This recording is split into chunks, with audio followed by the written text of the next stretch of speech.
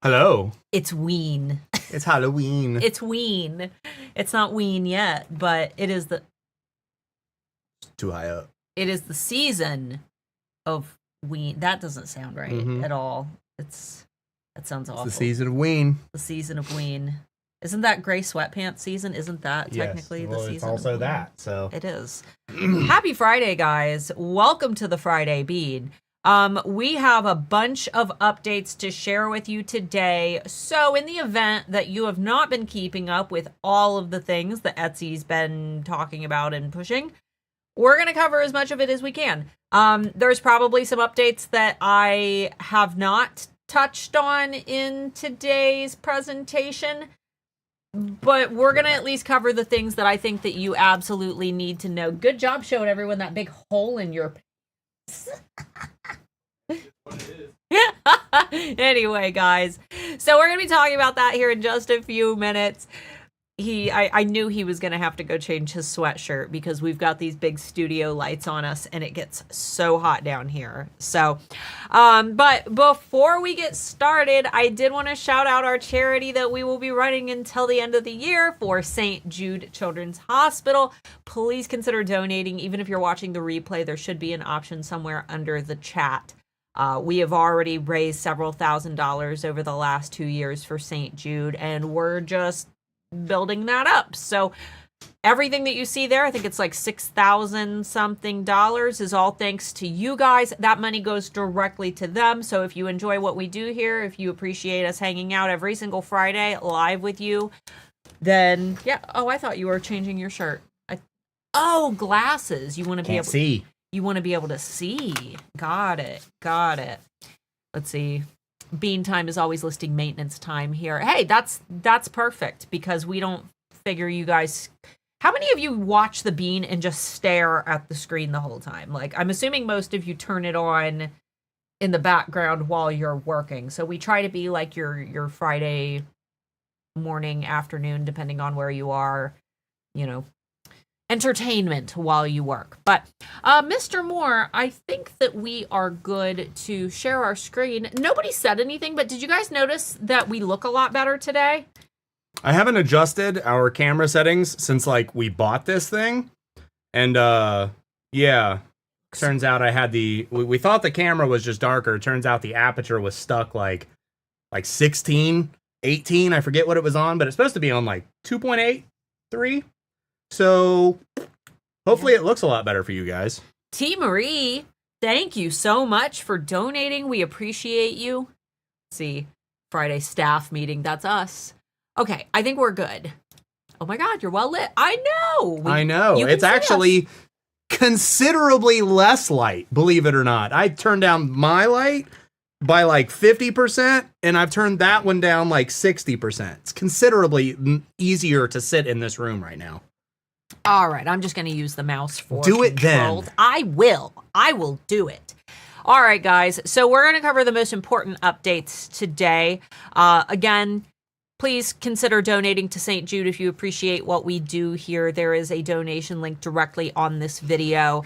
I'll shout it out every single live stream throughout the holidays because there's no better gift to give to children than money. That is not what I was going to say, but yeah. That's true. Yes, these kids need money. Right. Parents shouldn't have to stress out about whether or not they can afford life-saving procedures for their children. So what better charity to support during the holiday season? All right, so let's discuss, guys. First and foremost, we have the title update, which we've covered in several videos, so I will try to keep it short. However, there is a couple other interesting tidbits. If you've only caught the first few videos that we did about the title update, we have more to add. So Etsy's clarified their best practices for listing titles. Hopefully you guys read that article, further stressing the importance of short and concise reader-friendly titles, which has always been the case. Etsy has always wanted us to write these short reader-friendly titles that are not keyword stuffed. Now, the difference here, and what I keep seeing everywhere, is everyone talking about the AI algorithm update. The algorithm update. There's YouTubers out there talking about the algorithm update. There was no algorithm update. This is a bunch of individuals who, they're just kind of assuming. And I do have some data to show you guys here in just a few minutes for those of you who are saying, but literally when this update happened, my sales tanked. There's an explanation that I have discovered. So first and foremost, Etsy confirmed with our team over at eRank that the algorithm has not changed. We spoke to them directly. They just better outlined the best practices that they've had all along and introduced a tool to help you to shorten your titles if you choose to. A lot of sellers have seen that little notice in their shops that says that it could reduce their visibility if they don't change their titles. Etsy's not saying that they are penalizing you or that they are reducing your visibility for having titles that don't follow these guidelines. That's not what they're saying. They're saying that if you are not seeing the traffic that you want, and that, if your listings are not performing the way that they should be, it might be because your titles are too long. That could be a reason. They're not saying we are lowering your visibility because you have not updated your listings. So to help sellers, kind of adhere to these new guidelines, Etsy released a quick update feature that will use AI to automatically update all of your Etsy listing titles in your shop with the shortened versions. Be very careful if you experiment with this tool because there is a save button, and if you click that, it will automatically change all of your titles, whether you want it to or not. A lot of people have said that they thought that clicking save would just kind of, exit them out, and they didn't realize that they were updating all of their titles by doing that.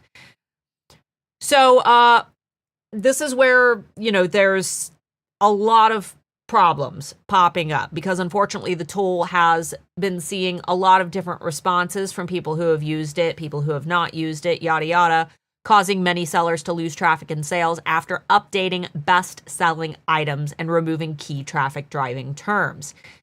The golden rule of Etsy SEO has always been never, ever change the title or tags of a listing that is already performing well in your shop. Because even if your listing has like bad SEO, even if it doesn't follow Etsy's best practices, if that listing is making sales, that means that despite your title not being great, Etsy has figured out what you want to be known for and the ideal audience for that listing because searches on Etsy are personalized. So Etsy has found the perfect customers for that type of item, and Etsy is repeatedly showing that item to those ideal customers.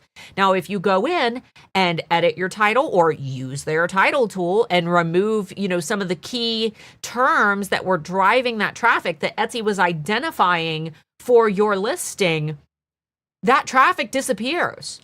So you never ever want to edit a listing, even if you have bad SEO. If Etsy has figured it out and they've figured out where that listing needs to be and who needs to see it, you don't want to touch it. Etsy's not, penalizing you for not updating your listing titles. So let's talk about some community responses. These are based on my YouTube comments. Let me know if you see your own name here. These were sellers who made the switch and had negative results. And this is just a handful, but this one says I have a lot of visits and views. I updated my titles and it went to 0. I changed them back and the traffic has returned. So that's good to hear that, they were able to switch them back.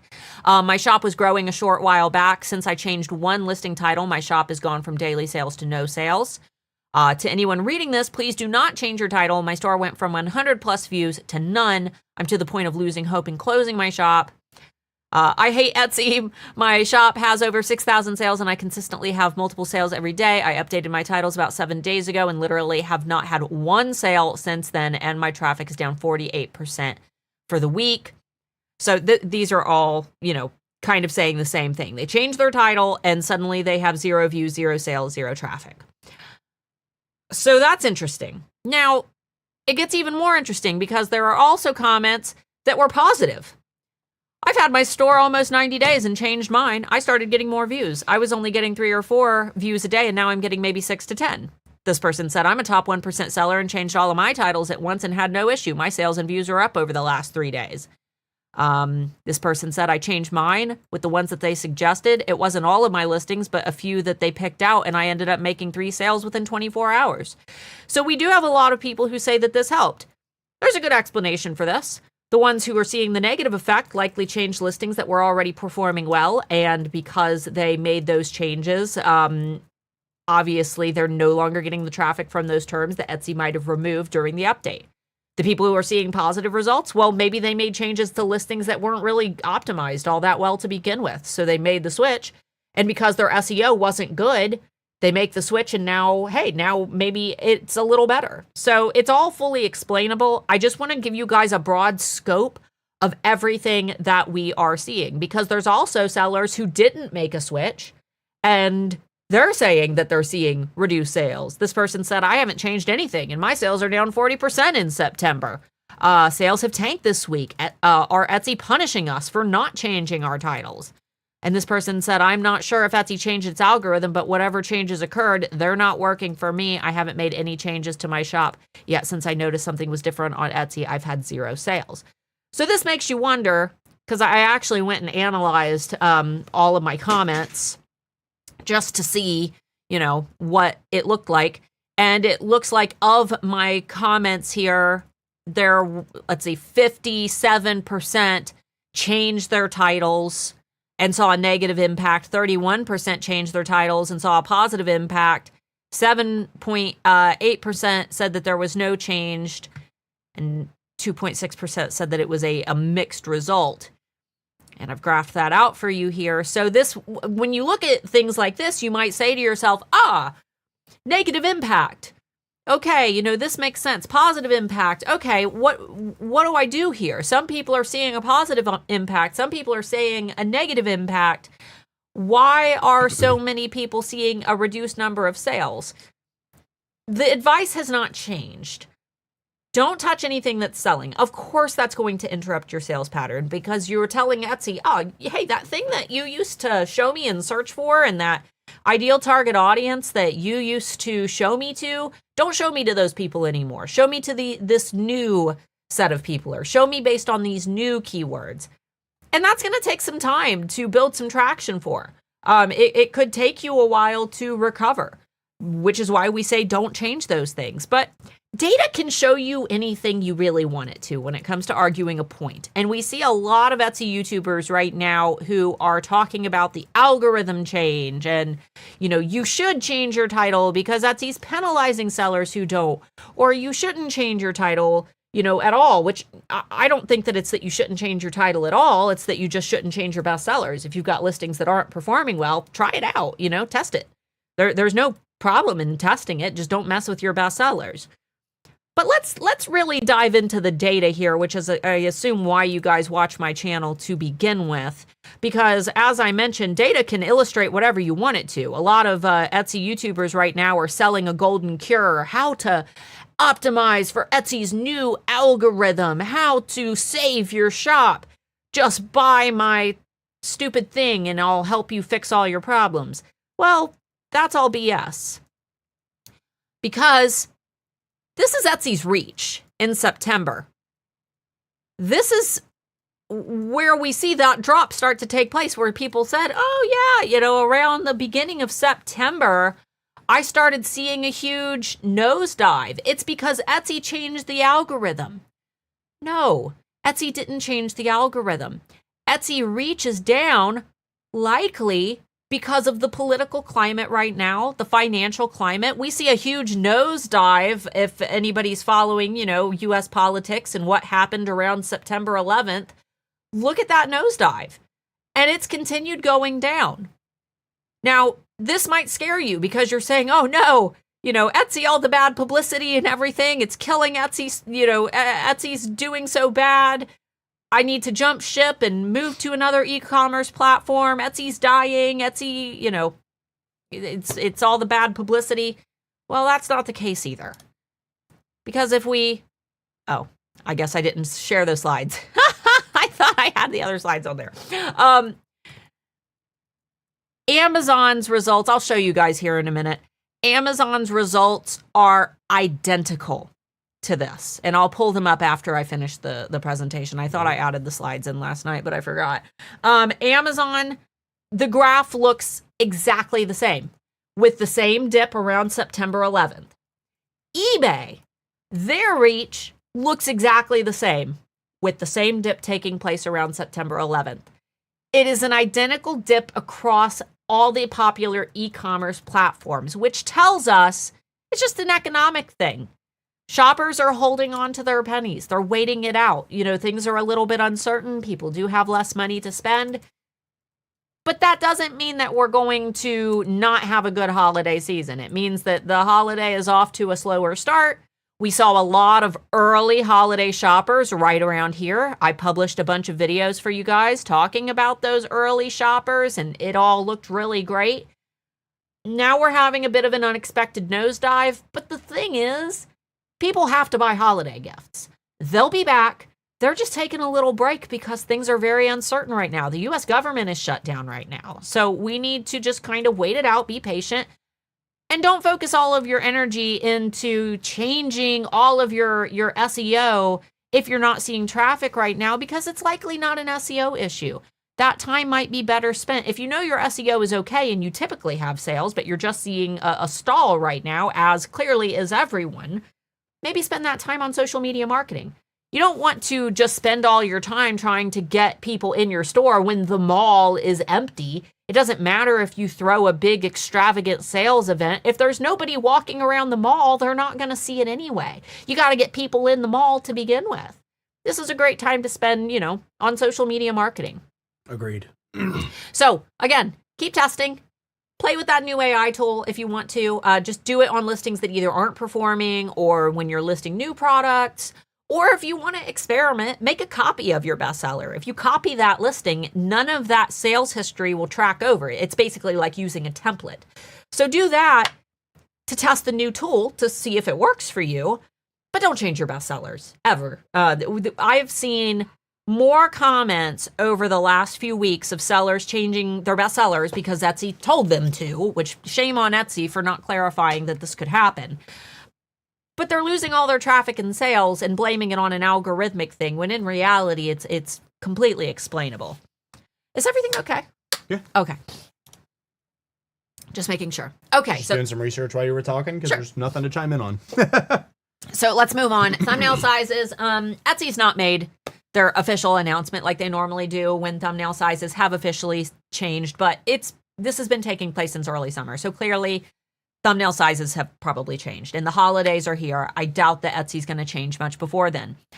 However, what we've noticed is that different devices have completely different aspect ratios, and Mark and I compared these yesterday. So for desktop, you've got images like this. They're tall, vertical images.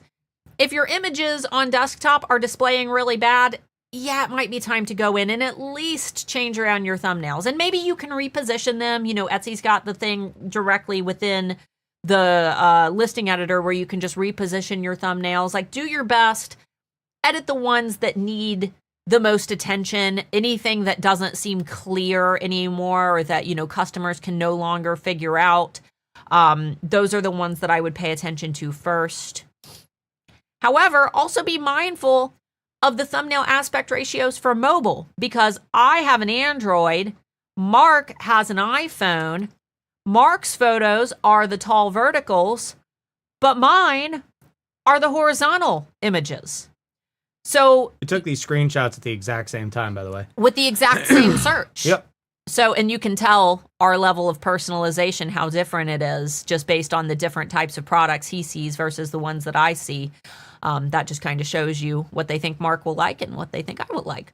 But with that in mind, make sure that you're checking on all devices. And if you don't have an Android to check or you don't have an iPhone to check, pop on over into the Handmade Alpha Facebook community. The link to join is down below in the video description, somewhere towards the bottom. Join my group and just ask. Say, hey, this is my shop. Can somebody with an Apple device or someone with an Android go to my shop and just take a screenshot of how my listings are displaying? That way you have a better idea of what your thumbnails actually look like and if they need to be changed. So make sure that you're double checking on all devices if possible, and just make changes where necessary to prepare for the holidays. If you've got 600 listings, Yeah, I understand. It's going to be hard for you to go in and change every single thumbnail. So just focus on the ones where the changes are absolutely necessary for customers to understand what you're selling and to get a full view of your products. Christina says to never use Etsy's editor. Yeah, don't use their editor. If I'm talking specifically about the positioner, where you position your thumbnail, not editing via their little photo editor that they added. I just mean the thing where you can position where your how your thumbnail displays. Yes. All right, so Etsy's annual cyber sale is now active. You guys can opt into that as long as your listings and shop meet the newest criteria for participation. So that's really exciting. They've released this earlier than ever. So basically, they say to participate in Etsy's cyber specials from November 24th through December 2nd. So we got plenty of time to plan, but you can opt in now to help reach more buyers during the busiest time of year. If you want to be considered for inclusion in Etsy's marketing features, opt in by October 27th and offer at least 25% off and global shipping. So a couple people said that you didn't have to offer global shipping. It looks like Etsy says that you do. So at least 25% off, which is good because I believe last year you had to offer what, like 30%, I think? Am I right in saying that? Or maybe the year before? I feel like they wanted you to offer 30% either last year or the year before. So it looks like that's gone down a little bit. And global shipping, which sucks for those who stopped shipping to the US, but it's, the cyber sale's not end all be all. Most people are going to be shopping via the search bar. So you're not going to lose out on any traffic that's coming for people who are searching for specific products. However, during the cyber sale, Etsy will have like a little bubble that says, shop our cyber sale, where those listings will be located. So to opt in for that, all you need to do is click on your marketing tab right here in your Etsy shop, open up the sales and discounts menu, and then you will see the option to set up your cyber sale. So I don't know if there's any type of algorithmic benefit to setting that up earlier or any type of early placement in the sale that sellers get for doing it soon, but you never know. So maybe go in there if you're planning on participating and set it up as soon as possible. Who knows? I have no idea how Etsy prioritizes these cyber promoted listings, but might as well set it up as early as possible. Can't hurt, right? And then from there, after you click that button, you'll have the option to select a discount between 25 to 60% off. To boost your chances of being featured, opt in by 1027. So yeah, I would opt in as soon as possible. Then you choose your discount amount. You can choose whether you want to include all listings or choose specific listings in your shop, and then it will give you the details for how long that sale will run. Cass said, when I opted in, it said global shipping was recommended but optional. Interesting. To boost your chances of being featured, opt in. So maybe it's just to boost your chances. You're misreading it. It is not required. The last one said, if you want to be considered for inclusion, in Etsy's marketing features. Okay, so in their featured section, you have to do these things. So you can see why people would misread that. Yeah, that makes sense. I misread it.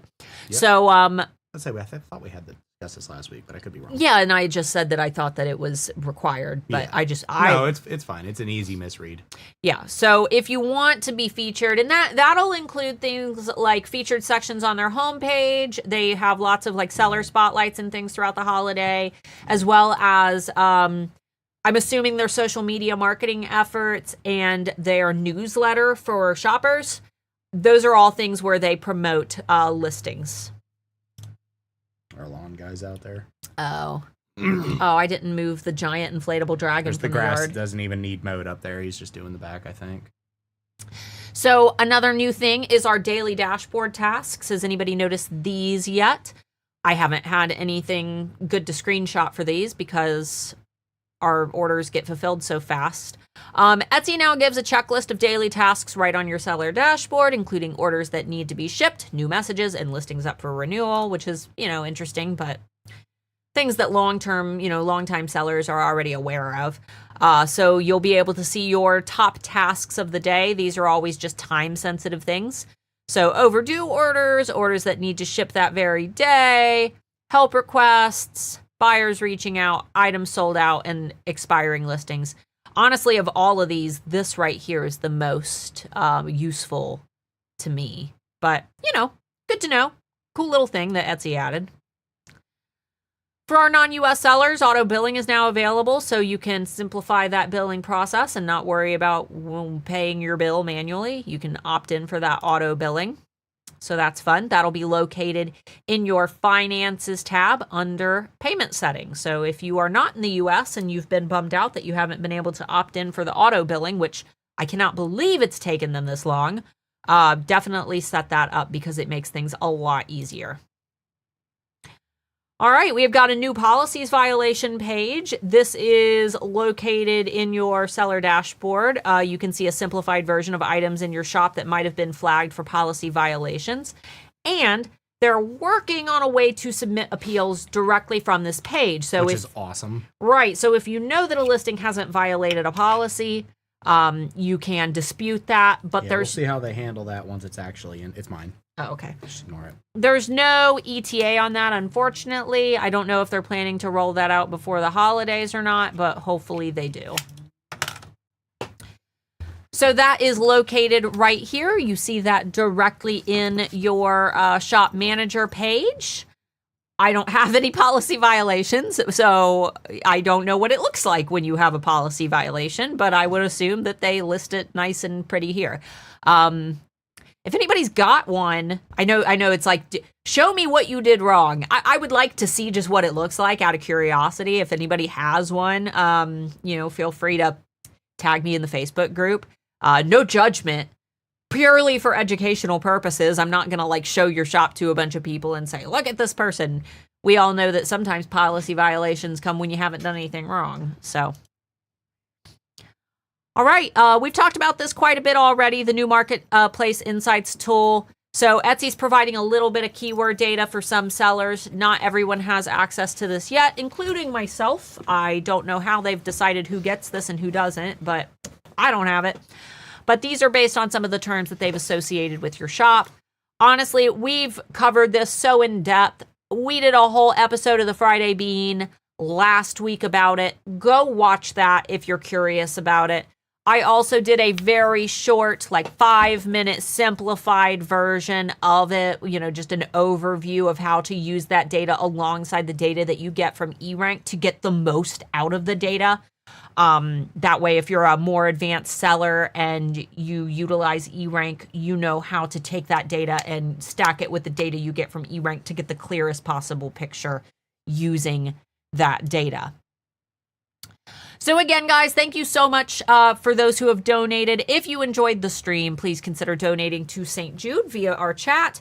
And I am real quick, go ahead and unshare. Let me have this because And feel free to go ahead and get some questions in. They do not have to be relevant to the topic at hand.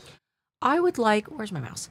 I would like to pull up what I thought I had put into the slides. Actually, you know what? I do have it. That was a real estate scammer, by the way. Oh, was it? I told him to do something with his fist I couldn't say on screen. Oh. Yeah. Well, that's nice. All right. Thankfully, I say things to scammers that would be considered crimes in any other context. Well, they're scammers. They're Oh yeah, they're not even here. You can very clearly tell that they're in another country. Pretending that they are someone else to steal money is not cool. All right. So let me see. Your thoughts on ChatGPT bringing sales to Etsy? I love it. I did a whole segment with Pam yesterday on the eRank channel.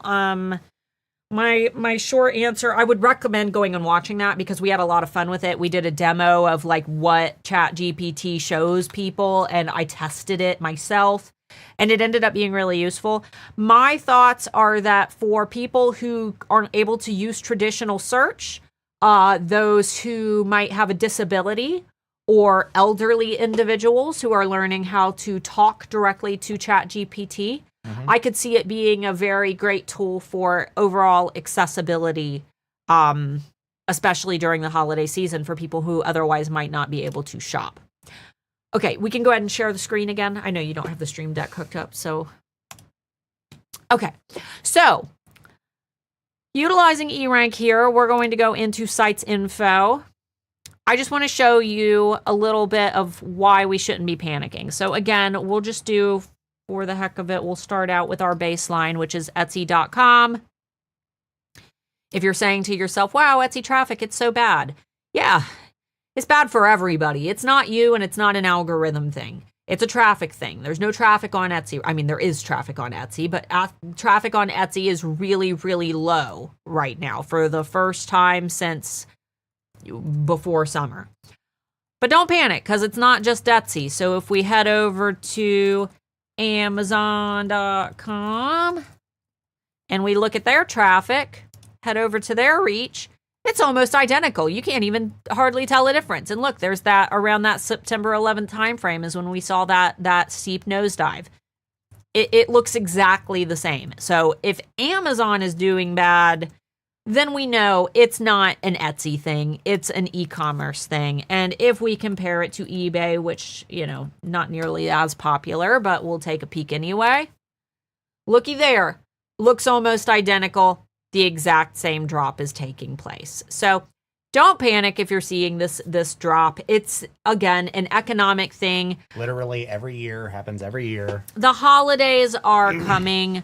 Normally we do see an uptick in sales, but we also usually see a decrease in traffic on Etsy around back to school time. So it's like... Thing is, somebody was talking earlier about all of this. This does happen every year, and I forget who it was. Somebody said that they're anticipating the holiday sales to be the worst. We said the same thing about COVID because we anticipated people saving their money, but people are saving their money now, so they have money for the holidays. So while it will be worse than like a neutral year, but we haven't had a neutral year.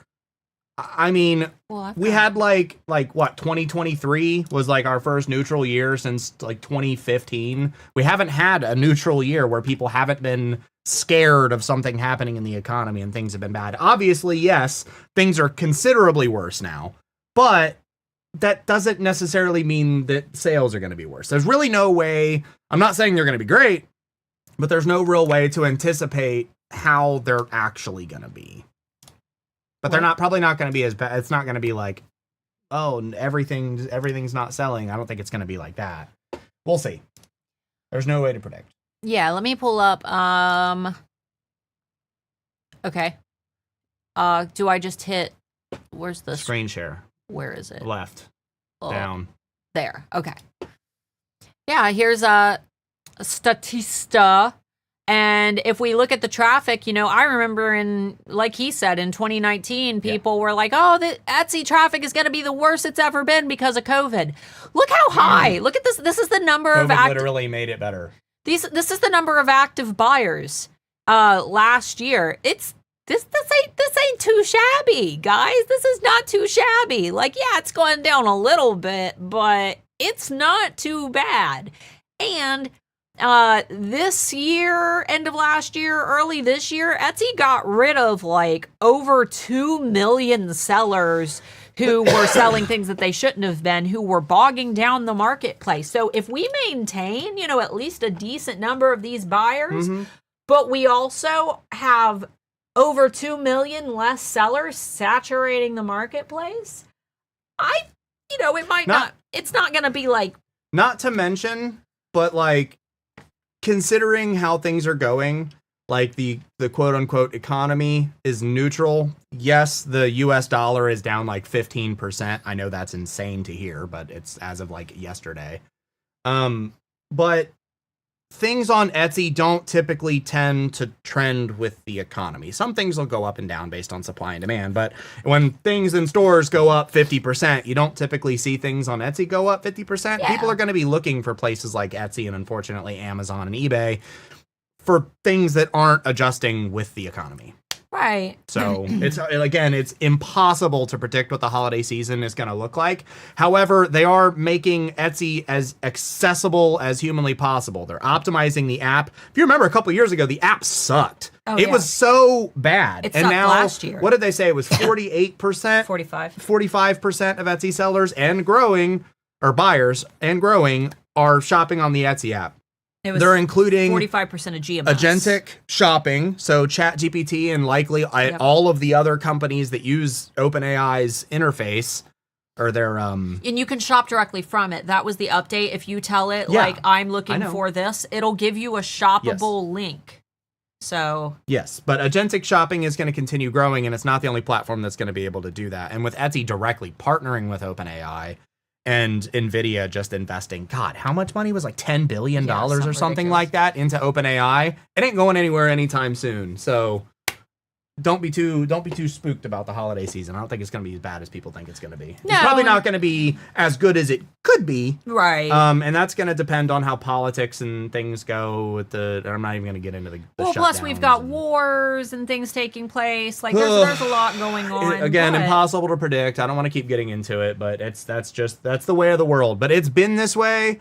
Politics has always been crazy, and I don't think it's even political to say since 2015 politics have been absolutely bat crap insane, but it hasn't really had an effect on sellers. So COVID, everybody thought people were going to be saving their money because everybody was going to be losing their jobs. Turns out that's not true. COVID made it literally the most successful. Like the first year of COVID was the most successful holiday season Etsy's ever had.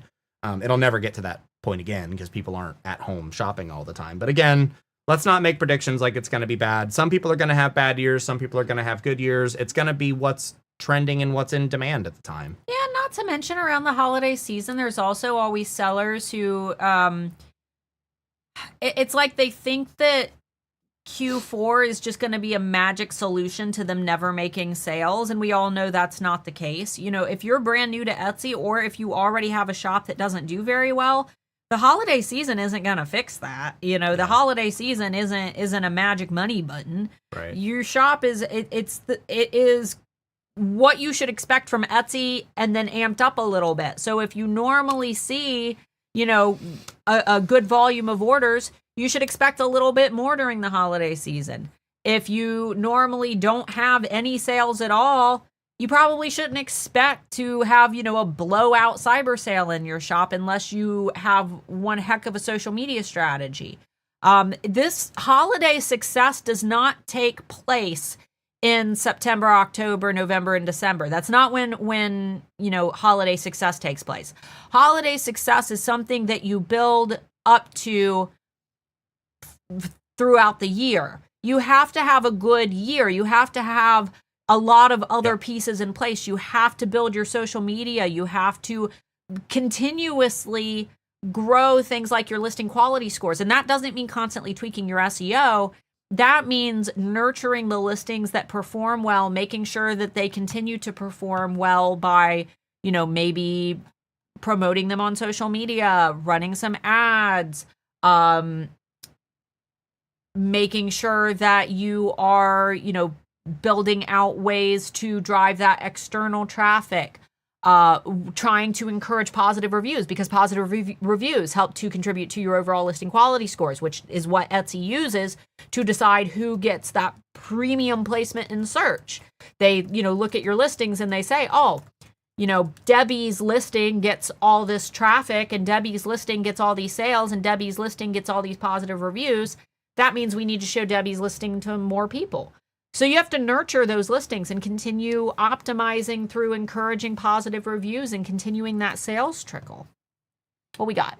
Woodshop said ChatGPT also shows Amazon and private websites links, by the way, not just Etsy's listings. So what's the point of the collab? It's not about showing the links. It's about directly shopping. Yeah, you can shop directly. And while I don't know about Amazon, private websites, I highly doubt it's able to buy directly from yet. That might be a feature in the future that websites can add to, but that's Shopify, a huge... they're working with Shopify. Yeah, there's other websites that they're working with. It's not about just showing links. They've always been able to show links. Yeah, it is basically making ChatGPT have a buy it now button right in ChatGPT. You can buy it while you're in ChatGPT. That is what the collaboration is. And I played with it yesterday, and like if you've got variations and things, you can go through the variations right from ChatGPT and check out within ChatGPT, but it goes straight to Etsy. So that's what the collaboration is. So for example, what we found yesterday was that ChatGPT has identified things like, you know, products that are unique that someone can't get anywhere else. So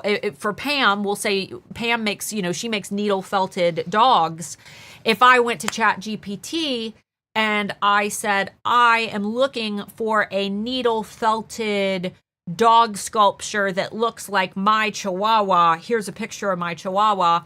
They might be able to tie the words Chihuahua, needle felted, and unique to Pam and say, well, this Etsy seller has a, needle felted dog sculpture, for example. That's just, one way that it could be making those connections. Now, do I think that this is going to be the number one driver of traffic to Etsy? No. No, definitely not. I doubt it'll make up a % of their traffic, but Right. it's better than nothing. Right. It's just something new. And as more people, God, I hope more people adopt. It's a two-way street. I hope more people adopt ChatGPT because it will seriously help the spread of disinformation dull down. But at the same time, it's terrible for the environment. So, anyway. Yeah. Will Etsy ever make an option to filter your listings on the dashboard by most sales, most favorite, most views, or do they already have it and I can't find it? I don't think they do. We don't work for Etsy. I believe you can do that in eRank's active listings, though. Which I don't know. Not most fails, most favorites. I don't think Etsy does, but there might be other Pam, ways. can you do that in eRank? Do we have any option to filter? I don't know. I've never tried. I never attempted it, but yeah, I'm not sure. What about the photo on the good selling listings? Can we update the photos? Yeah, Yes. you can update the photos. As of right now, it has no algorithmic difference. Yeah, your photos don't have an impact on the algorithm. The only impact that it could have is if you replace your photo with a photo that's, worse or perceived as worse by shoppers, and that listing suddenly starts getting less clicks and less engagement from shoppers. Etsy might think that people just aren't interested in that item, and then they might deprioritize that listing a little bit in search. But that isn't due to you actually making the change, like the algorithm penalizing you. That's directly due to shopper engagement. So as long as the photo is better, then it shouldn't be an issue. Wait, what? What do you mean, Fatty Pancake? Wait, what to what? Wait, what? I don't know what I said. What did I say? I wish they would make it way more clear, just like Starla saying, do you have more sales? Or do you have sales and your listing has visibility? Do not change anything. I don't know why Etsy does it. I literally don't understand at all. I think it's because there's a clear miscommunication between one side and the other. The education team. Oh, we know that there is. Anybody that's ever worked, I mean, hell, if you've been in the military, if you've worked for a corporate company, if you've even worked for a fast food restaurant where the manager isn't there all the time, like, you understand that, like, getting a message to someone who needs to hear it is virtually impossible, and you'll get in trouble if you tell the wrong person at the wrong time. You guys get it. Okay, but doesn't Etsy take 2 to 3 weeks to figure out the keywords and put those listings in front of the browsers searching? It doesn't take Etsy 2 to 3 weeks. It can take up to that period. What was this in context to? I don't know. This was at the very beginning of the stream, 45 minutes ago, so I could not tell you. Fatty Pancake. I always feel like I'm insulting you. Can you elaborate on that one, and I will keep an eye out for it. Yeah, they said, honestly, I was going to remark about the disinformation within ChatGPT, but that's cracking open a can of worms. No, my point with the spreading of disinformation, obviously ChatGPT can give people the wrong information. Oh yeah, absolutely. But let's imagine, and you know specifically that I'm referring to politics. It's a huge thing right now, but I'm not going to say anything specific. If people were to search things within ChatGPT, instead of getting 90% of their information from Facebook people that are primarily bots intended to spread disinformation, that's true. Which is a factual thing. Roughly half of the internet is bots at this point, which means if you're seeing comments, hate threads, helpful threads, half of those are bots. So let's imagine that the tech illiterate people on the internet, roughly a third of the people on the internet, are getting most of their information from Facebook. Now let's assume they take everything that they hear on Facebook, they pop it into ChatGPT and get told that they are wrong. Right, at least double check it. But my point was that it's bad for the environment. Right. So like there's The trade-offs at this point. I don't know what's better, but you get it. Anyway. DC Cells said, I let Etsy change 91 of my 300 listings that haven't sold in a while. since we're currently in the doldrums, I really can't tell a difference. It's been about a month, and a few of them have sold. Yeah, and with Etsy traffic right now being so low, it's almost like there's no really way to create a statistically accurate representation of what these changes are actually doing when the traffic just isn't there to support any significant change. So I mean, I'm always curious to hear what's happening with you guys, but again, the anecdotal evidence just really doesn't support an overall consensus. Thankfully, Pam I'm going to be sending out an email. Pam she started a like a survey where we're trying to get, some experiences from sellers, and I'm hoping to send that out either on Pam, is it okay if I send that out on Monday? Because Monday is my highest engagement day for my emails. I would like to send that out and just kind of see like what sellers say, and then maybe we'll analyze that. But let me know if that's cool with you, Pam.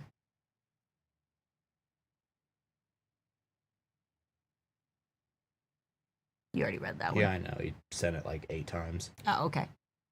Just for those who are new here, I read questions unless they're like super urgent or directly related to what we're already talking about. I read them in order in which they come in. So you don't have to repeat your questions. I'll eventually get to it. Yeah.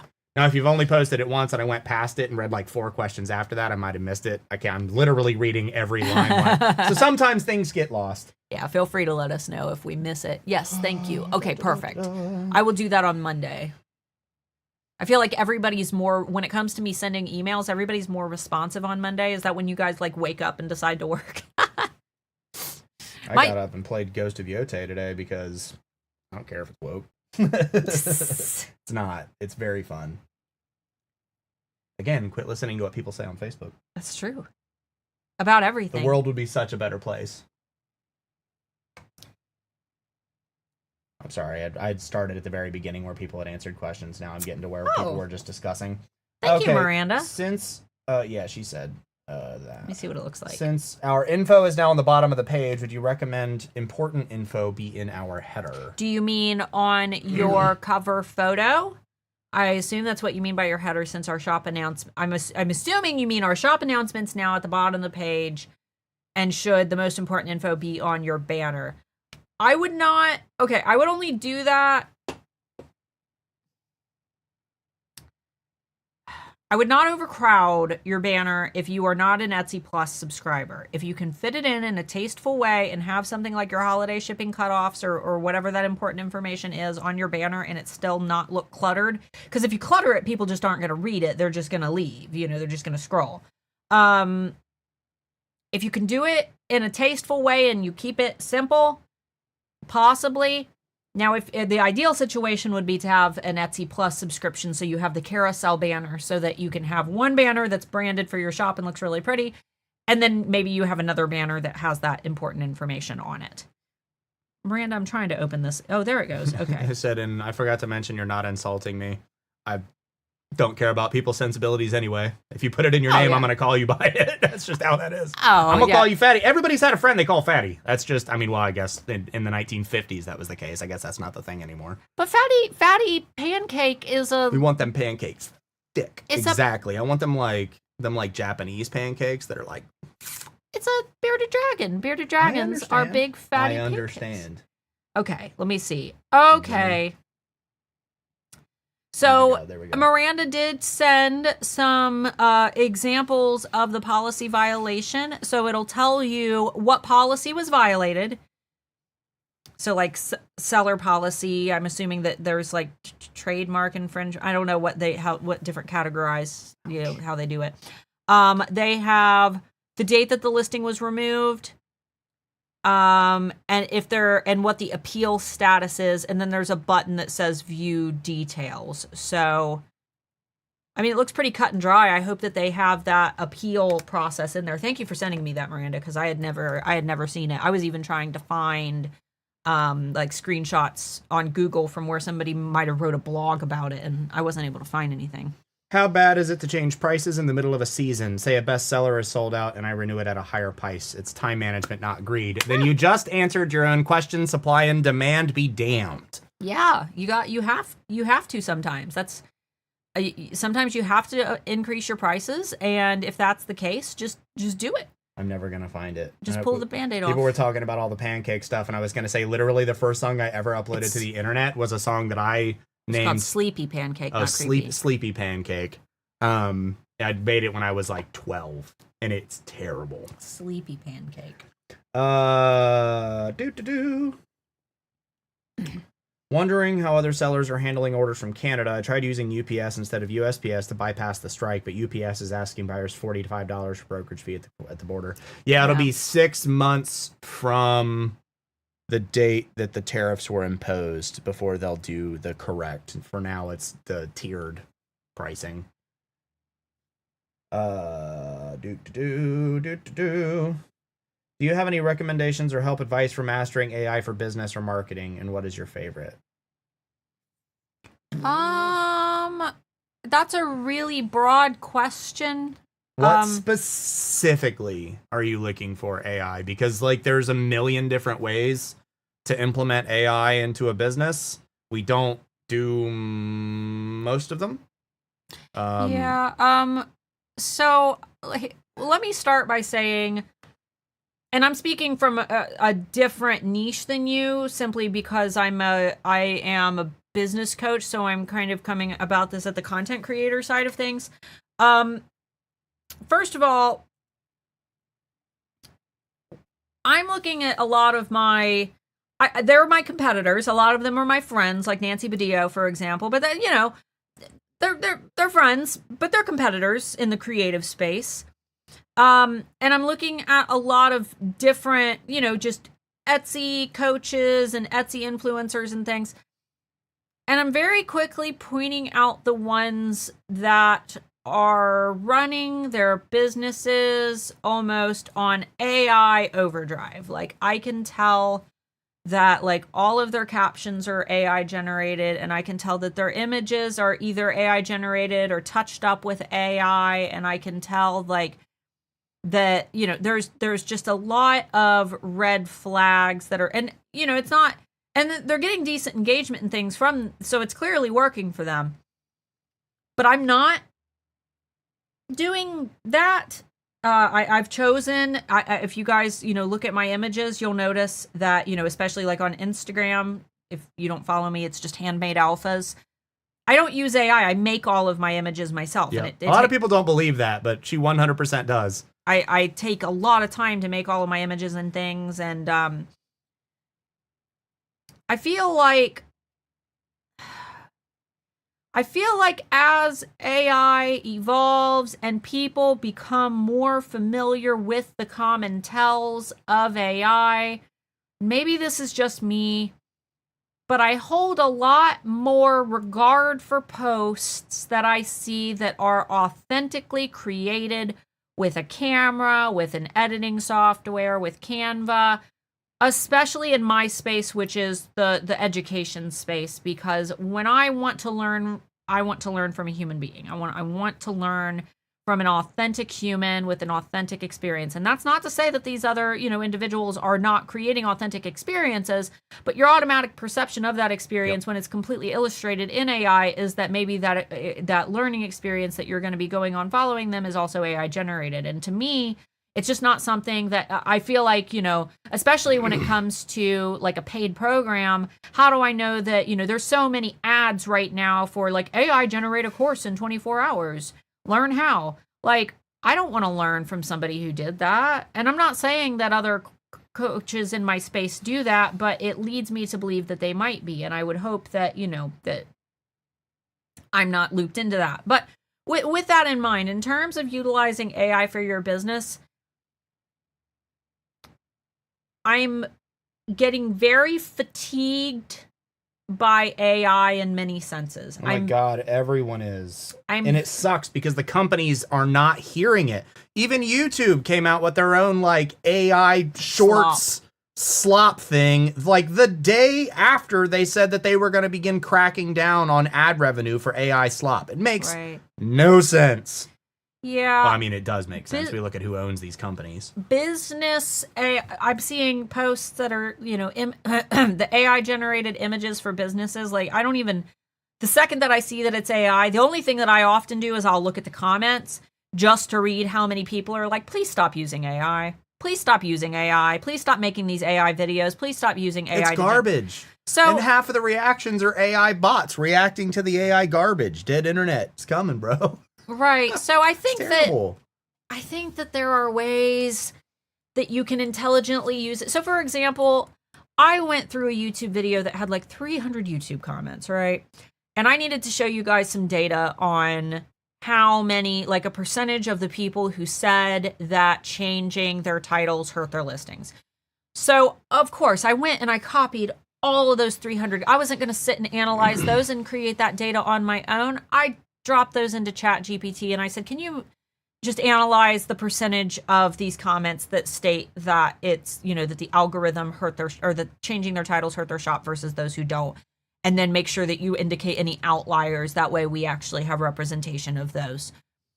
That was a way that I utilized it. But then when it came to actually presenting the data, I did that myself, and I didn't allow that to be conclusive on its own because there was more to that story that needed to be told. So I think that there are ways to use it as a tool. I really think that this whole like let AI run your business is going to be a very short-lived thing.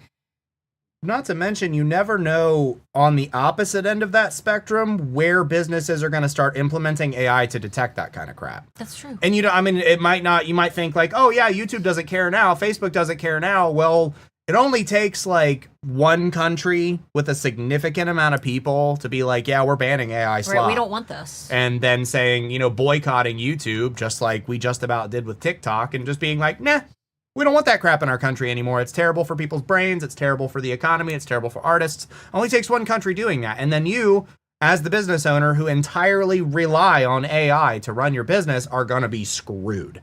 So while I think there's a place for AI, say you're having a down day, you're doing your social media and you just can't, you got to get a couple of posts scheduled. You can't think of an idea. So you feed AI, well, here's the last like 20 or 30 prompts that I've had for, making posts on my Instagram or whatever. Give me a couple of ideas. Boom. You got a couple of ideas.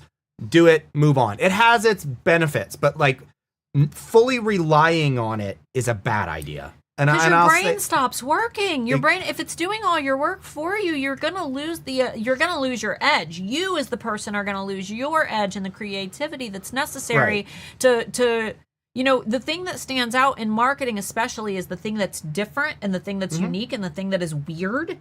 And please, take my advice, please, because I dare say that Mark and I are the only YouTubers out there who actually speak our minds when it comes to the Etsy space and aren't taking, paid sponsorships. And we've had so many big name sponsorships come through asking us to. It's crazy. Yeah, Audible, Magic Spoon, Nord. But the big boys. But with all that in mind, I feel like the more that you stop using your brain to grow, and you can think back on a time when this has happened to you just because you took a break. Have you ever taken a break from your Etsy shop, or taken a break from, even if you like work a day job, when you leave for vacation and then you come back and you're just like, man, I feel like a slug. Like I cannot get into it. Like I just cannot get my brain to start working. The same thing happens when you rely on a tool that does a majority of the thinking for you. So there are ways to utilize it to save time in an efficient way, but you still have to use your own brain. So that's... Yeah, and I have always been the person that, the car put the horse and buggy out of business, right?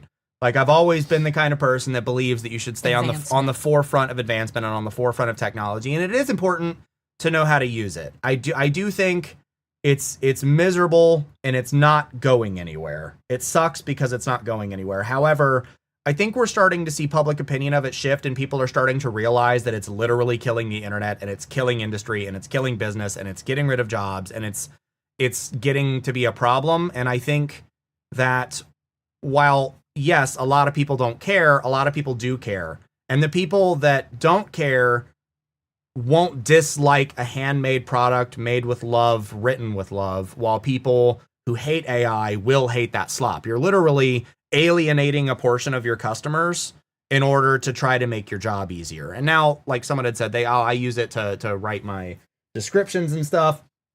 Not everybody's good at typing, dog. Not everybody can write a good sentence or even structure a paragraph properly. Or you just have a million listings and you got to get through it quick. For sure. I'm not saying that you shouldn't use AI at all. I don't think I'll ever be on that board. I think it's impossible to say where AI is going to lead in the future, but I think optimizing yourself is better than fully utilizing it for everything and just becoming incapable of doing anything yourself, because if it does inevitably crash, you're going to be screwed. And if you're just using it for like writing your descriptions and stuff, whatever, then you can move on to paying somebody on Fiverr to do it for you. Yeah, Simply Katie said, I'm an artist and I've asked ChatGPT how I can improve my art pieces. It's helped me in some aspects to see how I can improve. Sure.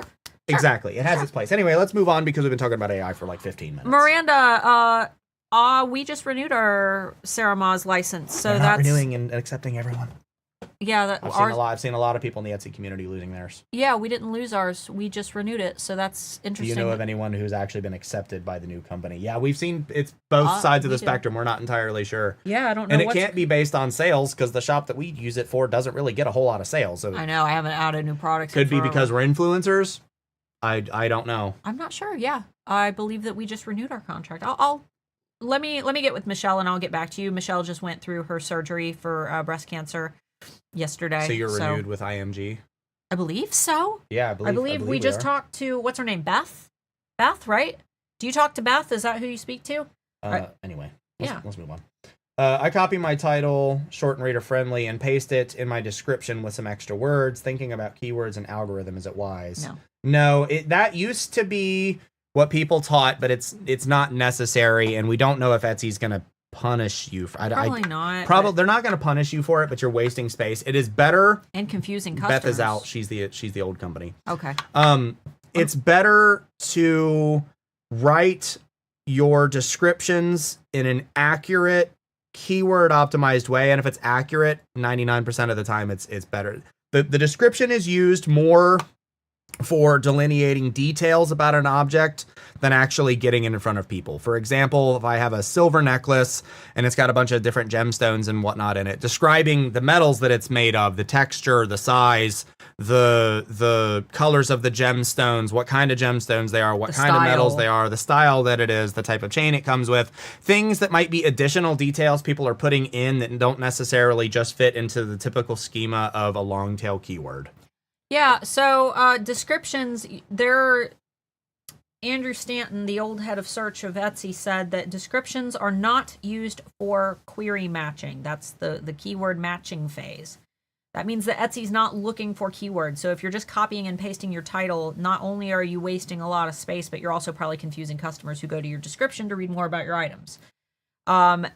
He said that they use descriptions to see if customers have a particular affinity towards a product. So the way that we've perceived that is that, Etsy matches listings based on personalization per shopper. We just showed you a search a few minutes ago where Mark searched for Halloween decor and I searched for Halloween decor, and our results were completely different. We're sitting side by side on the same Wi-Fi network. Yep. So Etsy personalizes that experience for every shopper. The description is a great way to provide additional context about, like he said, things that might not fit within your title or your tags, where Etsy can use that additional context to match with the appropriate type of shopper. Now, Google does use the little snippet of your description. What Pam, what was it? The first 160 characters we saw yesterday? I think it was 160 characters. But regardless, getting your listings to rank on Google is very hard on Etsy. It's extremely difficult. So if you're going to write your descriptions, keyword optimize them, make it natural though. Write your descriptions for people. Don't just copy and paste your title in there. If you can get those good keywords, go for it. You should just be using them organically and naturally in reader-friendly sentences. Mm-hmm. But write for the people, not for the algorithm. Will they move our shop info back to the top? I'm worried if I put in order deadlines for the holiday, it won't be seen. Should I add it to my header image? You should put it in one of your 10 listing photos. Yeah, that's the best way to do that, yes. Yeah. And potentially even your descriptions. Mm-hmm. Yeah, one of your 10 listing photos, because CYA. People people, even if they find you organically in search, that doesn't necessarily mean that they're going to go to your storefront. So making sure that you have it in one of your 10 listing photos will ensure that they see it. Descriptions are also really hard to see for our listings on Etsy. So yeah, put it in your descriptions. But I would just make a listing photo that outlines your holiday shipping deadlines. I see a cat. He's back. Apparently, it said the dollar is a goner. The only way for myself to combat inflation to put dollar into Bitcoin. So, like the 3% entire like $70 billion pullout of crypto didn't hurt you. I find that hard to believe. Oh yeah. Etsy stocks are up right now with the ChatGPT announcement. Yeah, that's the thing. The stock market's kind of like normal. It's just the value of the U.S. dollar is down. Yeah. Like dramatically.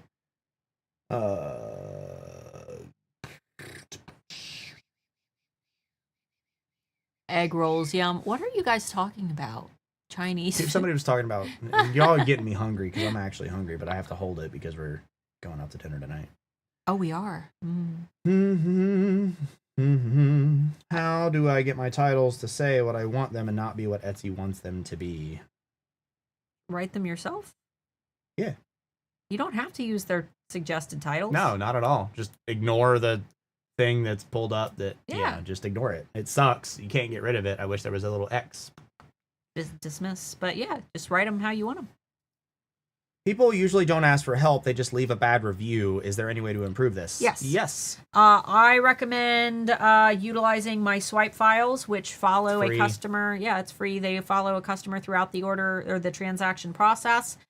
We approved them with Etsy when we first introduced them 7 years ago. They basically hit the 4 points of sale or 4 points of transaction. Sale. So when you make the sale, you reach out to the customer. When you ship their order, you reach out to the customer and let them know that it's been shipped. When it arrives, you let them know that you noticed that it arrived, and you just want to make sure that it arrived safely. And if they would like to leave a review, you outline how to do it. You're not saying, please leave me a review. You're just saying, if you'd like to leave a review, this is how you do it. Because some customers they don't leave a review, not because they don't want to, because they just don't know how. And then when they leave a review, you can additionally, optionally message them and thank them for that review. So SSAR, Sales Ship Arrive Review. We introduced this a few years ago as a rank boosting strategy. It is our number one thing that we get feedback on. It's amazing. It's genuinely a good strategy to not only improve your reviews, but get reviews if you're not getting them. Right, because those reviews help with your overall listing quality scores, which help your listings to rank higher in search. Getting good reviews is going to help your listings to perform better. Everybody talks about keywords and SEO and things like that. You can have bad SEO and have a listing that has a lot of good reviews and show up at the top of search pages. Because you can go right now and actually, play around on Etsy and find listings at the top of search pages that have bad SEO. And you're like, how the heck are they ranking so high? It's because they have a lot of good reviews. So you can get those at alphasugar.com. Can you put that in the chat? No, I cannot because it'll delete my stuff. And I'm really high up, so no. alphasugar.com. Yeah, it's not hard to remember. ALPHA, not FA, ALPHA sugar.com. Fatty Pancake, it said Thai sounds really good, and I'm just sitting here thinking about some tofu masaman curry.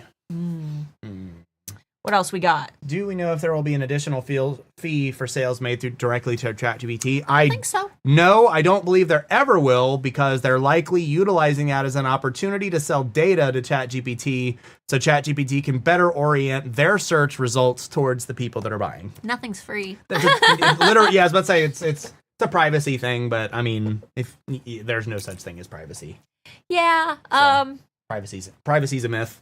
Yeah, I don't think that there will ever be a fee for it. I think that they're getting what they want out of it, though.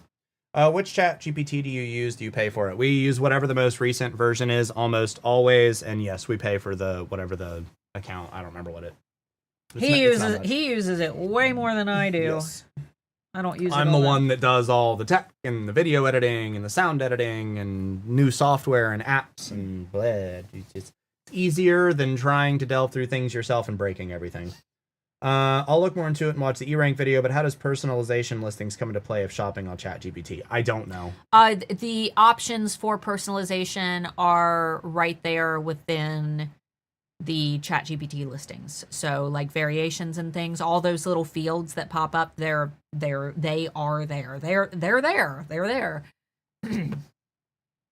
They originally stated it was only for people in the U.S. Does it work if I'm in Canada and sell to the U.S.? I believe that, I'm not sure about that. I know that Pam wasn't able to play with it live yesterday. I had to do it because it was only available to U.S., yep. So I'm not sure. Kim said ChatGPT walked me through repairing my dryer, AC, and dishwasher. He used it to fix our camera settings. That's why it looks so good today. Well, that's actually just a mistake on my part because I did not realize that the aperture was set to, like basically staring directly at the sun. Well, it looks great. I had not realized that. It's actually a little too bright now. I need to drop it one stop and change the ISO a little bit. I know you do, but switching it just one setting will just make the contrast a little better. Okay. It looks good on stream and up here because I have a filter on it. It's actually really washed out. Anyway, but be careful utilizing ChatGPT.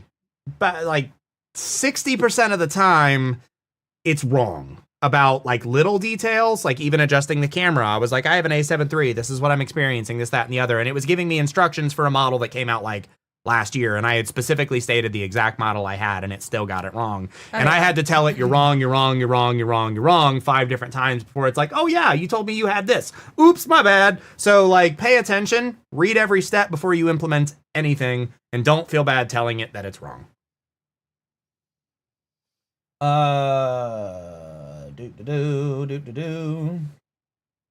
Yeah, before doing anything with ChatGPT's instructions, ask it what the downsides are.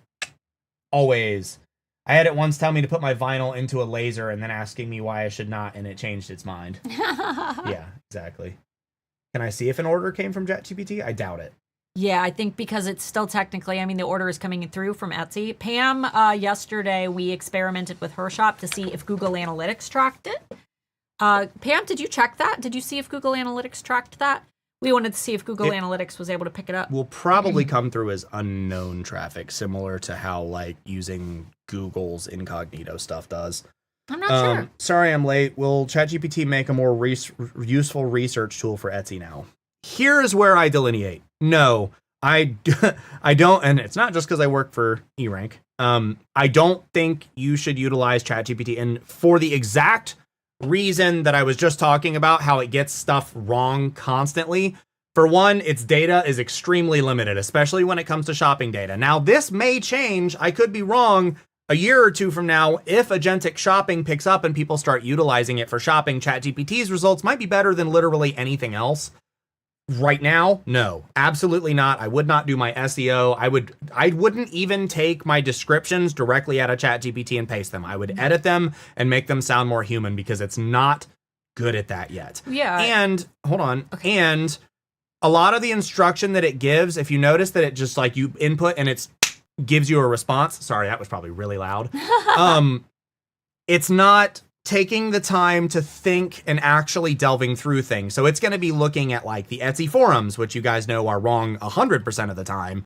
It's going to be looking through Reddit and blogs. It's almost never going to give you information that's truly accurate. It's going to give you information that has been interacted with on a massive scale. And that's what it pulls from the top. It's like if you search for a problem like how to fix my dishwasher, it's going to find the most popular things about your dishwasher or dishwashers in general and output that information to you without considering that it could be wrong. It's going to do the same thing. Please don't do your SEO with ChatGPT or Grok or any other AI tool. Even if it says it's an AI tool meant for SEO, please don't use it. Yeah. It's not going to be good. It thinks that there was an algorithm change just because so many bad influencers are talking about it will tell you that there was an algorithm change. It also doesn't have keyword data. It doesn't have up-to-date search volumes for what people are actually shopping for on Etsy. You can only get that with a search tool like E-Rank. You've got to, when it comes to actually optimizing your listings, it might give you some ideas for keywords that might do okay, but without actually being able to monitor the search volumes, the competition levels, the clicks, the click-through rates, all of the things that are going to help you understand why that keyword performs and when it's likely to perform based on, that historical data. You're not going to be able to paint a very clear picture. It's just giving you ideas. And anybody who says that they optimize solely with ChatGPT and they see good results, they're very lucky. That just means that It's not that it can't happen. It's just that their results got good ones. They were the one that got the good ones. Right. They made some guesses and their guesses turned out okay. I don't know about you guys, but if I'm building a business and I want my business to succeed, I'm not just going to guess. Yep. I'm going to research. Like Frank had said, I give GPT my order revenue data. Now I go in at any point in the month, give it my month-to-date orders and revenue, and I have projections based on time and date. It's almost always right. Sure. Because ChatGPT was built to do data. Mm-hmm. It is a data platform. It is, and not like SEO data, like numbers, crunching, algorithmic things, math. That is what ChatGPT at its base was built to do. It was built to take things, split them into the right categories, add them up, and give you the best results, which is why it can like code a whole website for you 75% of the way and not tell you how to fix it. Anyway, okay, moving on. Pam did say that I see ChatGPT in my Etsy stats yesterday, but she can't find it on Google Analytics yet. So Etsy stats are tracking it. That's interesting. I would love to hear from you guys if you start seeing an influx from your Etsy stats. Yep. Oh yes, my Nana is victim to Facebook media. It's disheartening. Dude, everyone's Nana is victim to Facebook's media. Yeah, I got a message from a family member, and it was a Twilight movie, because you guys know I love Twilight. It's my trash. But it was a cover of a new Twilight movie coming out in 2026, and it had Bella all big and pregnant and I'm just like, oh my God. And I'm to the point now where like I feel bad I feel like such a know-it-all commenting and just being like, that's AI, that's AI, that's AI. I get my mom tags me in things. She's like, look at this cool thing. What was it that my grandma's... What was that horse? The horse. It was like a robot horse. And he's like, we'll have these by like 2035. And I'm like, we're going to have like robot housemaids by like the end of next year, my dude. Like, yeah. Yeah, it was like an AI. It was like a AI horse running through the desert. Like, yes, it's AI. Anyway, always use your brain to double check because we are all cooked. I like you even more now that I know you're a Twilight fan. I own Robert Pattinson's coat that he wore at the beginning of New Moon when Bella is having her dream where she's seeing herself as an old woman and he comes out of the woods and he's wearing a black pea coat with velvet shoulders. I actually bought the coat from the movie like that he wore, and it is upstairs right now, and it smells like cologne. Yeah. The older people have been fully sucked into the algorithmic madness. It's really sad to me. I know the entire generation of people who said don't believe what you read on the internet are believing everything they see on the internet, and it drives me crazy. And it's so bad, and it's sad because like it's not just an older generation. No, it's not. It's not just the older generations. I've got older generations that are alphas. I have alphas in their 80s, and they're sharp because they've stayed up to date with this stuff. They are super sharp when it comes to these things. Mm-hmm. But I've got just as many girls my age from high school that are sharing AI generated fake movies. Oh, 100%. And I don't even say anything anymore. Statistically speaking, technology literacy does have a larger gap the older people get. That is a statistical fact. It's not as bad as people think it is. It's only something like, now this has probably been like 5 years since I researched this, but it's like 25% of people 75 and older were completely tech illiterate, like could not operate a mobile phone. I'm sure that's vastly different now. Oh, because it's been like 5 or 6 years. And I'm sure COVID did a number on that because they were just sick of not being able to go anywhere and just wanted to be able to watch grandparents... YouTube. Even my grandma uses Facebook all day now. But she doesn't know how to do it on a computer. Same with my grandma. They only know how to do it on their phone. My grandma doesn't... Well, your mom can barely use Facebook on a computer. Yeah, they have no idea how to use it on a computer, but they've learned on their phones, which is why we're seeing like Etsy's gross merchandise sales 45% coming from mobile traffic. I think that mobile is the way of the future, because I think that we're going to start to see, especially with older generations, less and less sitting down at their computers because they realize how easy it is to use on their devices, and they're going to completely switch over to devices. So, Anyway, that's... I'll stop talking about internet illiterate people before they get on here and type illiterate sentences at me. They do. It happens. Anytime we talk about... all the time. And it's not a general... Like, we all know somebody. We all know someone like that. It's not a generalization. It's a statistical fact. Statistical fact. And if you're not that person, I'm so happy for you. Congrats for you, but they still exist, right? Right, they exist. Do you think Etsy ads are worth it? If I'm using all the ads and listing credits, I mean for aesthetic purposes. I mean aesthetic. What do you mean aesthetic purposes? If working means you're getting sales using the ads. You mean like, so you have it in search that it shows that it's on sale and it's striked out? If it's either worth it or it's not, and the only way to know if it's worth it is if you specifically test it, because there's too many factors to say whether or not it's worth it. To me, worth it is if you are making money, if you are making a return on your investment. And there are a lot of factors that determine whether or not a listing is going to succeed with ads. You have to have great photos. You have to have good SEO. I said I meant Etsy Plus. Oh, Etsy Plus. Okay, well, that's a completely different thing. Aesthetically, sure. You get the ad credits. You get the carousel banner. I mean, I think it's worth it if you've got the money to spend. It's not necessary, and it's not that expensive. But it's not going to help you. How do I say this? It's going to help you do a little bit more with branding. I don't think that it's going to help you in the sense that it's going to make you more money because it's an aesthetic change, but it helps you to solidify a stronger overall brand impression, which, as you know, because you're in Handmade Alpha Academy, building a good brand perception and creating that stickability. We want to stick in the mind and occupy a physical space in the mind of our consumer. And strong branding is the way that you do that.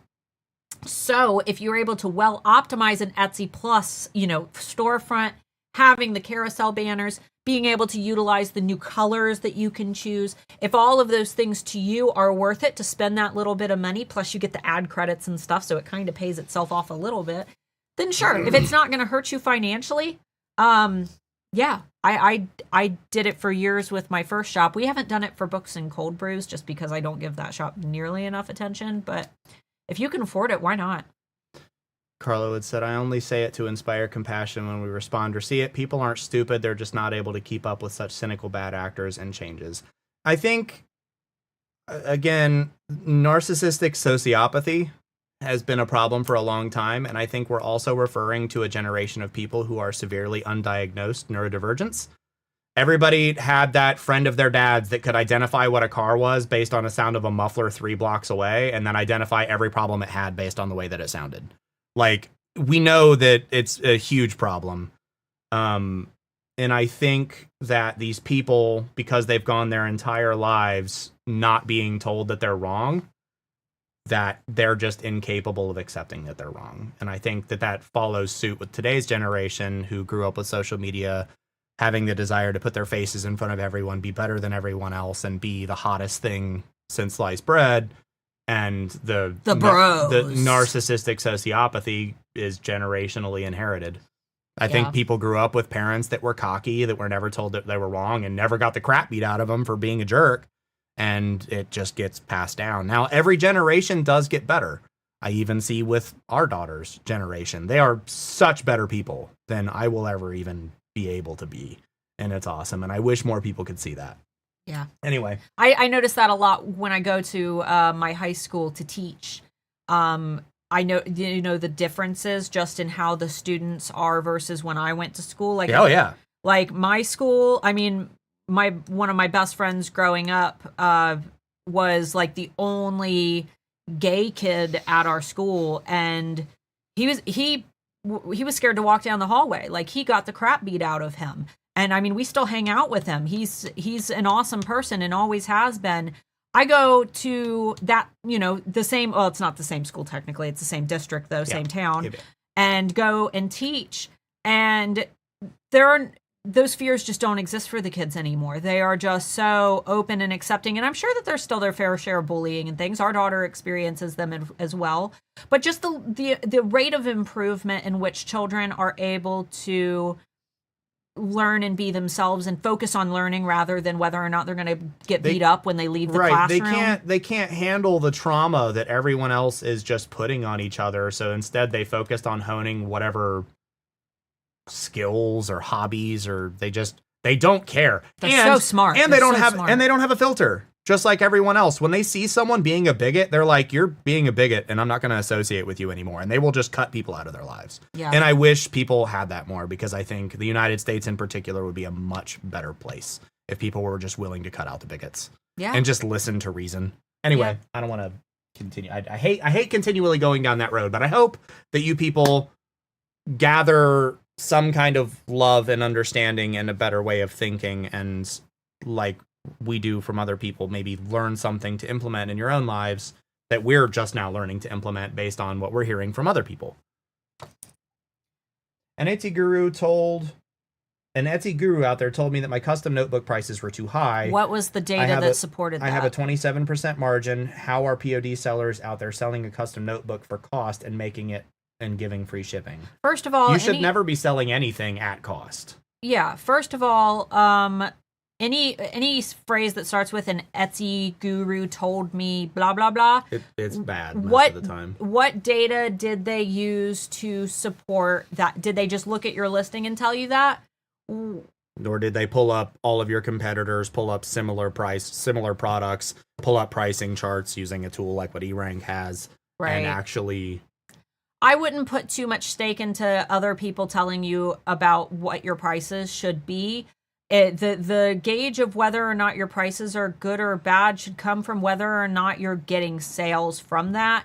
And then trying to narrow down if pricing is the issue or if it's something else. Is it your photos or are you using mock-ups? Are the mock-ups not that great? Is that are they not representing your product well? Is your SEO not good? There could be something else there.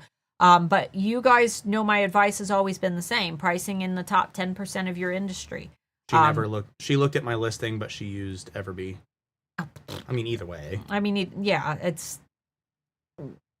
should be pricing in the top 10% of your industry, and if you can't price in the top 10% of your industry, then you should probably find a different service. That's right. That's it. Yeah, just having somebody glance at your listing, I don't think that is really a good gauge of, especially when it comes to making sure that you're pricing for profit with POD, where margins are going to be taking a big chunk out. When it comes to pricing our products for our POD shop, we don't actually even look at our competitors on Etsy.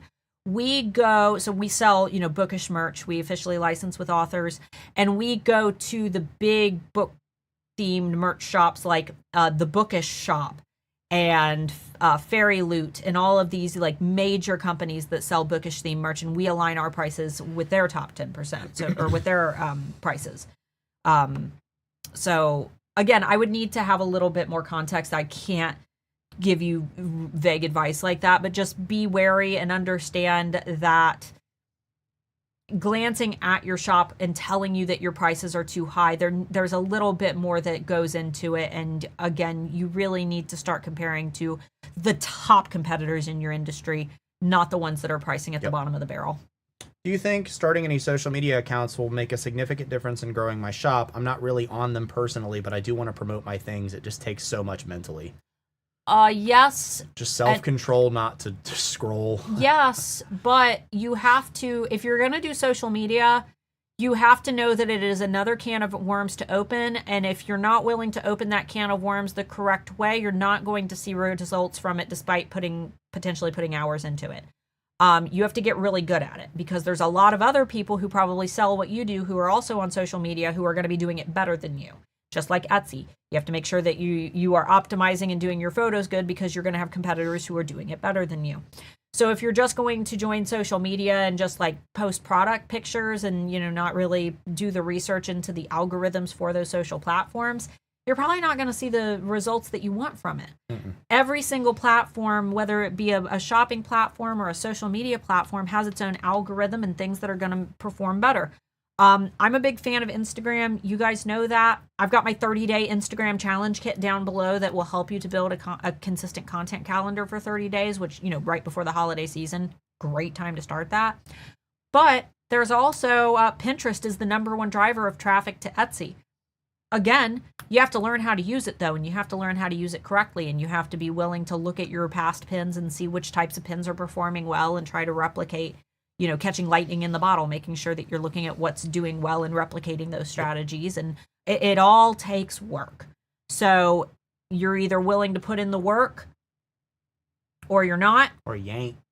And right now, while the holiday season is the best time to start promoting on social media for your shop, you're probably not going to learn everything you need to know to have a kick-butt social media account in time for the holidays, unfortunately. You could.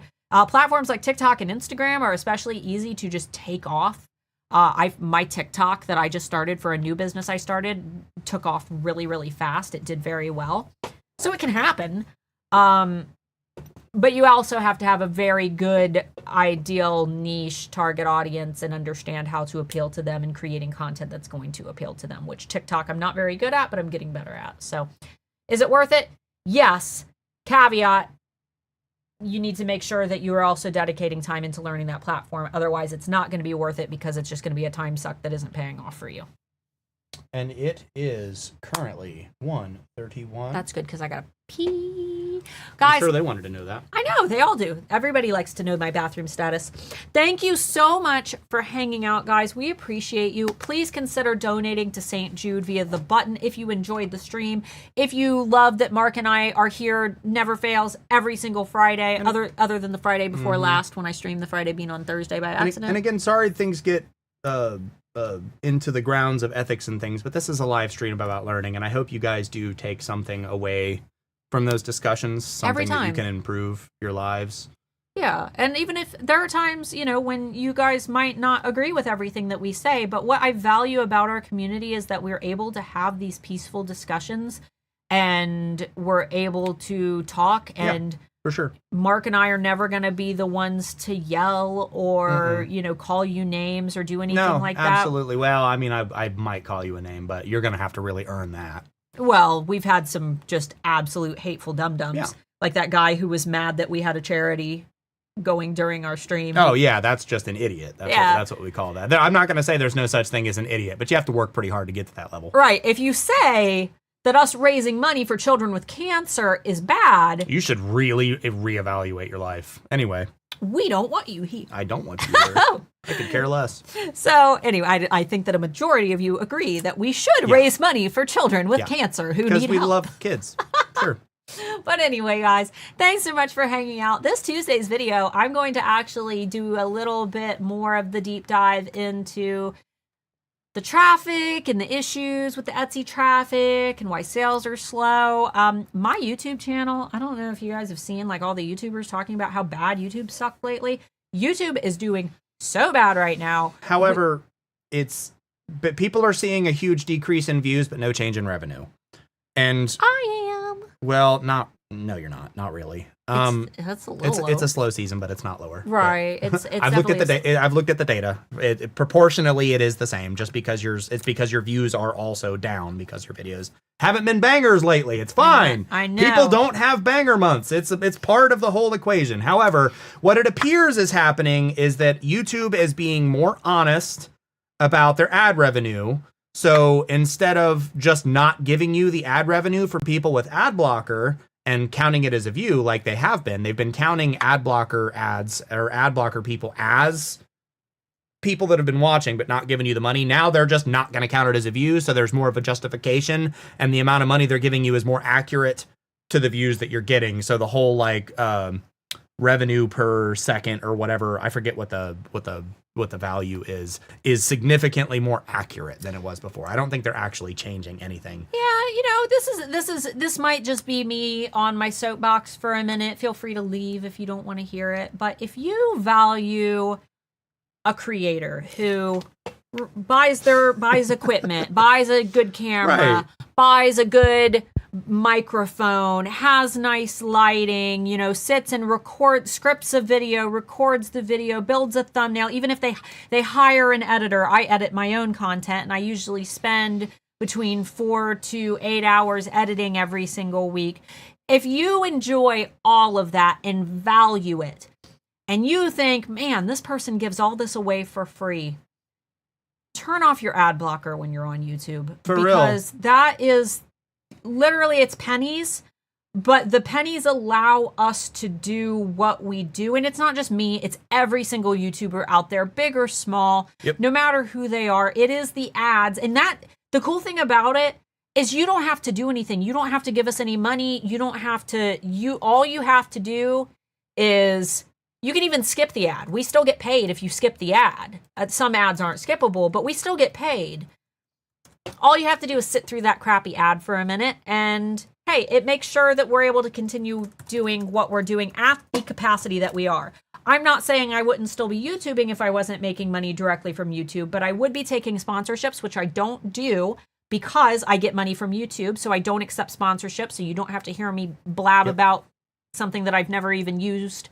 But it also allows us to make sure that our videos look the way that we do. Arguably, I dare say that we are the best live stream Etsy YouTube channel in terms of quality when it comes to streams. Our streams look better than Etsy's themselves. Even when Etsy is hosting major live events, our quality is the absolute best because we prioritize that. We understand, especially for a neurodivergent audience, that having things like the crispest sound and the best quality video is important to you guys. So we prioritize those things, and it ain't cheap. Our camera was, how much is our camera? The full rig, probably like $3,500. $3,500? $3,500, $4,000, something like that. Yeah, I thought it was like 4K. Something like that. It's the Sony. It's not that much anymore. Right, but when we bought it, the Sony A7 III, the lens we used was actually more expensive than the camera. And then the tripod and teleprompter, software, editing stuff, like boom mic.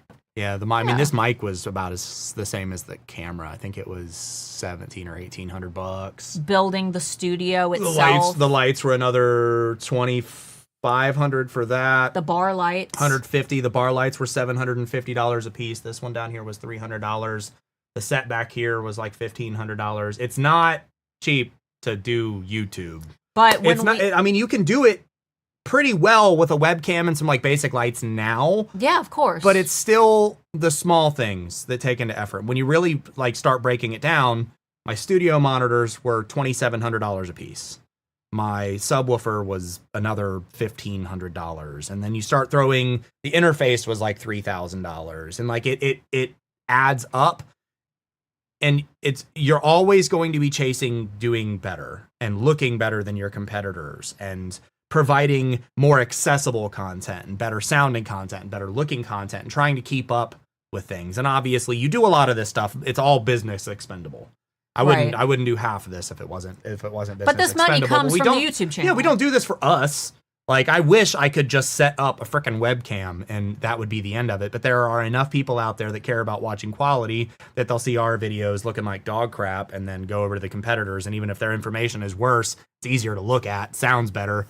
It's just more comfortable. It's just part of being in a media-driven world. We want things to look and sound better. Anyway. Exactly. So we appreciate you guys. Anyway, thank you. And she was on talking about supporting people. Let's talk about like switching from Spotify that like 99% of you use. The Spotify account is currently $12 a month, which I actually think it might be higher than that now. YouTube Premium is $13.99 a month and includes Google Music and Google Movies and like a bunch of other Google stuff. And you can't be like all that. You can't be like, oh, well, I don't like supporting Google. Well, yeah, let's not get into what Spotify supports right now. So YouTube Music also has one of the lowest compression ratios of any music. So if you actually care about what music sounds like, YouTube actually has better sounding music than Spotify. Just saying. And you still get your raps and all of the stupid features that people want for Spotify. Use YouTube Premium. Anyway. I'm not sure if you could do Super Chat. We do have Super Chat. It's on. It should be somewhere. Yeah, it is. I don't think I can do it myself. Yeah, at the top, if you are on computer, you can do, I guess you can't. Is it because our donate button is there? It could be goal. No, thought- that's a super chat goal. I don't think I can see it because I'm logged in as you. I can't Oh. super chat as you. But yeah, there should be. Somebody did a super chat like just a few weeks ago, so I'm pretty sure. Their music audio sounds like it's played underwater. It's so low. Go into your settings and adjust the quality to a higher one. Anyway, we love you guys. We will see you next week. I gotta click on this as an actual physical thing. See you on Tuesday. Bye-bye. Bye-bye. Bye. There, we got it. Cool. I cannot believe how much better that looks. It looks so good.